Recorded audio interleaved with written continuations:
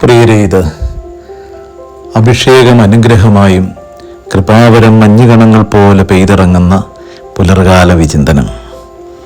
ഇന്നത്തെ ഈ പുലർകാല വിചിന്തനത്തിൽ നമ്മൾ ധ്യാനിക്കുവാൻ പോകുന്നത് ഒരമ്മായിയമ്മയുടെയും മരുമകളുടെയും ജീവിതം എപ്രകാരം ബന്ധിതമായി തീരണമെന്നതിനെ കുറിച്ചാണ്. ബൈബിളിൽ റൂത്തിന്റെ പുസ്തകമുണ്ട്. അതിലെ പ്രധാന കഥാപാത്രങ്ങൾ നവോമി എന്ന് പറയുന്ന ഒരു അമ്മായിയമ്മയും റൂത്ത് എന്ന് പറയുന്ന ഒരു മരുമകളുമാണ്. ന്യായാധിപന്മാരുടെ കാലത്ത് നാട്ടിൽ കടുത്ത ക്ഷാമമുണ്ടാകുന്നു. അപ്പോൾ എലിമലേക്ക് എന്ന് പറയുന്ന മനുഷ്യൻ തൻ്റെ ഭാര്യയായ നവോമിയെയും രണ്ടു മക്കളെയും കൂട്ടി മൊബാബ് ദേശത്തേക്ക് കുടിയേറി പാർത്തു. ബദ്ലേഹംകാരനായിരുന്നു എലിമലേക്ക്. കുറേ കാലം അവിടെ കഴിഞ്ഞപ്പോൾ എലിമലേക്ക് മരണപ്പെട്ടു. ഒടുവിൽ നവോമി തൻ്റെ ആൺമക്കൾക്ക് മൊബാബ് ദേശത്ത് നിന്ന് രണ്ട് പെൺകുട്ടികളെ കണ്ടെത്തുകയും അവരെ ഭാര്യമാരാക്കി മാറ്റുകയും ചെയ്തു. പക്ഷെ കുറച്ചു കാലം കഴിഞ്ഞപ്പോൾ ഈ രണ്ട് ആൺമക്കളും മരണപ്പെട്ടു പോയി. നവോമി വളരെ ദുഃഖിതയായി മാറി. ഒടുവിൽ തൻ്റെ ദേശത്ത് ക്ഷാമം അകറ്റപ്പെടുകയും വീണ്ടും സമൃദ്ധി വന്നു എന്ന് തിരിച്ചറിയുന്ന നവോമി ആ ദേശത്തിലേക്ക് മടങ്ങിപ്പോകുവാനായിട്ട് തുടങ്ങി. അപ്പോൾ അവൾ മരുമക്കളെ വിളിച്ചിട്ട് പറഞ്ഞു, മക്കളെ, നിങ്ങൾ ഇനി മടങ്ങി നിങ്ങളുടെ ചാർച്ചക്കാരൻ്റെ അരികിലേക്ക് പോയിക്കൊള്ളുക. ചെറുപ്പമാണ് നിങ്ങൾക്ക് ഇനിയും വിവാഹം കഴിച്ച് നിങ്ങൾക്ക് ജീവിക്കുവാനായിട്ട് പറ്റും. അതിലൊരു മകൾ തൻ്റെ ചാർച്ചക്കാരൻ്റെ അരികിലേക്ക് മടങ്ങിപ്പോയി. പക്ഷെ റൂത്ത് എന്ന് പറയുന്ന മരുമകൾ ആ അമ്മയോട് പറഞ്ഞു, അവിടെയാണ് നമ്മൾ ശ്രദ്ധിക്കേണ്ടത്. റൂത്ത് പ്രകാരം പറഞ്ഞു, അമ്മയെ ഉപേക്ഷിക്കുവാനോ കൂടെ പോരാതിരിക്കുവാനോ എന്നോട് പറയരുത്. അമ്മ പോകുന്നിടത്ത് ഞാനും വരും, വസിക്കുന്നിടത്ത് ഞാനും വസിക്കും. അമ്മയുടെ ചാർച്ചക്കാർ എൻ്റെ ചാർച്ചക്കാരും അമ്മയുടെ ദൈവം എൻ്റെ ദൈവവുമായിരിക്കും. അമ്മ മരിക്കുന്നിടത്ത് ഞാനും മരിച്ച് അടക്കപ്പെടും. മരണം തന്നെ എന്നെ അമ്മയിൽ നിന്ന് വേർപെടുത്തിയാൽ കർത്താവ് എന്ത് ശിക്ഷയും എനിക്ക് നൽകിക്കൊള്ളട്ടെ.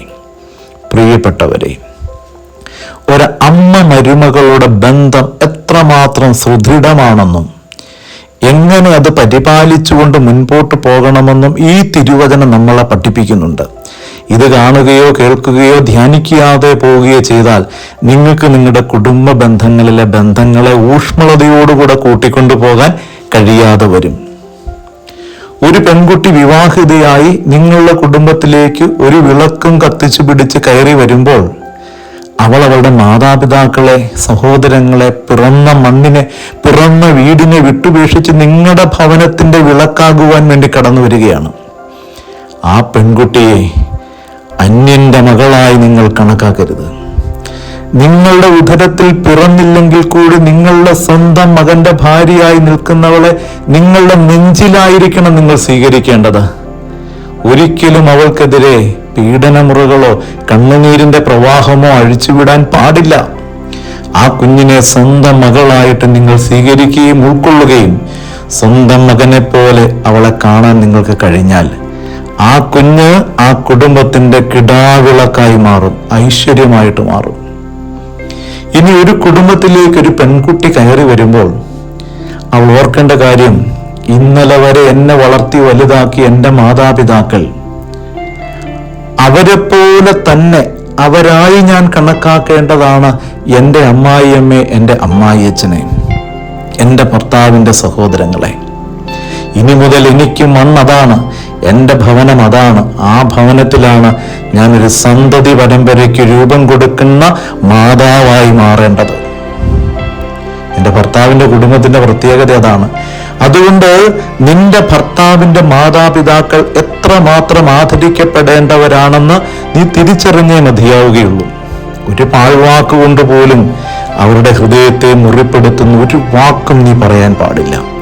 ഒരു പ്രവൃത്തിയും അവരുടെ കണ്ണുകളെ ഈറനണിയിക്കുന്നതിന് തുല്യമായി മാറരുത്. കാരണം മാതാപിതാക്കളുടെ കണ്ണ് നനഞ്ഞാൽ നിന്റെ കാൽച്ചുവട്ടിൽ അത് കാട്ടുതീ പോലെ പടർന്നു പിടിച്ച് നിന്നെ പൊള്ളിച്ചുകൊണ്ടേയിരിക്കും. അതുകൊണ്ട് ഓർമ്മിക്കുക, ഒരു കുടുംബത്തിലേക്ക് നീ കയറി വരുമ്പോൾ നീ സന്താനങ്ങൾക്ക് ജന്മം കൊടുക്കുന്ന ഒരു പരമ്പരയുടെ അമ്മയായി തീരാൻ വേണ്ടിയാണ് നീ ഒരു കുടുംബത്തിലേക്ക് കയറി ചെല്ലുക. നിന്റെ മകൻ ഒരു പെൺകുട്ടിയെ വിവാഹം കഴിച്ച് വീട്ടിലേക്ക് കൂട്ടിക്കൊണ്ടുവരുമ്പോൾ അവളുടെ ഉദരം ഒരു സന്തതി പരമ്പരയ്ക്ക് ജന്മം കൊടുക്കുവാൻ വേണ്ടിയുള്ളതാണ്. ആ ആദരവോടുകൂടെ വേണം നിന്റെ മകളെ നിന്റെ കുടുംബത്തിലേക്ക് സ്വീകരിക്കാൻ. പവിത്രമായ ബന്ധമാണ് അമ്മായിയമ്മയും മരുമകളും തമ്മിലുള്ള ബന്ധം. അത് ജീവിതത്തെ സൂക്ഷിക്കുന്ന കുടുംബങ്ങൾ അനുഗ്രഹമുള്ള കുടുംബങ്ങളായി മാറും. അതാണ് കുടുംബം, അതാവണം കുടുംബം. ഒന്ന് കണ്ണടച്ച് ഈശോയോട് പ്രാർത്ഥിക്കാം.